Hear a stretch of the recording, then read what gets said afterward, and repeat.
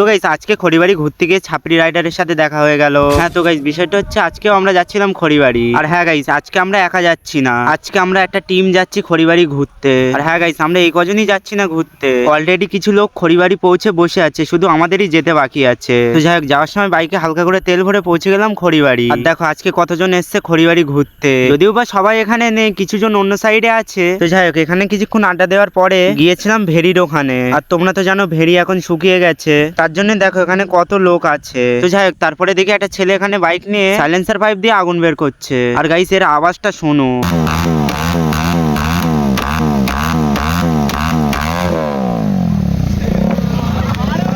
আর হ্যাঁ গাইস এই ছেলেটা কিন্তু আমাদেরই ফ্রেন্ড হয়। তো যাই হোক খড়িবাড়ি কিছুক্ষণ আড্ডা দেওয়ার পরে সবাই মিলে বলছিল যে নিউ টাউনের দিকে ঘুরতে যাবে, তাই যাচ্ছিলাম নিউ টাউনের দিকে ঘুরতে। আর গাইস আমরা ইকো পার্কের সামনে দিয়ে যাচ্ছিলাম, তাই জন্য ইকো পার্কের 4 নম্বর গেটে দাঁড়িয়ে একটু ভিডিও করে নিলাম। তো 4 নম্বর গেটের ওখানে ভিডিও করার পরে পৌঁছে গেলাম এরকম একটা জায়গায়। আর হ্যাঁ গাইস এই জায়গাটা কে কে চেনো অবশ্যই কমেন্ট করে বলবে। আর যারা চেনো না তাদেরকে বলছি এই জায়গাটার নাম হলো মুন্সি। আর তোমরা মুন্সি কে কে ঘুরতে গিয়েছো অবশ্যই কমেন্ট করে বলবে। তো এখানে কিছুক্ষণ ঘোরাফেরা করার পরে যাচ্ছিলাম আমরা বাড়ির দিকে। আর হ্যাঁ গাইস তোমরা সবাই মিলে কে কে এরকম একসাথে ঘুরতে যাও অবশ্যই কমেন্ট করে বলবে। তো যাই হোক আমরা বাড়ি যেতে থাকি, তোমরা ফটাফট করে সাবস্ক্রাইব এন্ড ফলো করে দাও।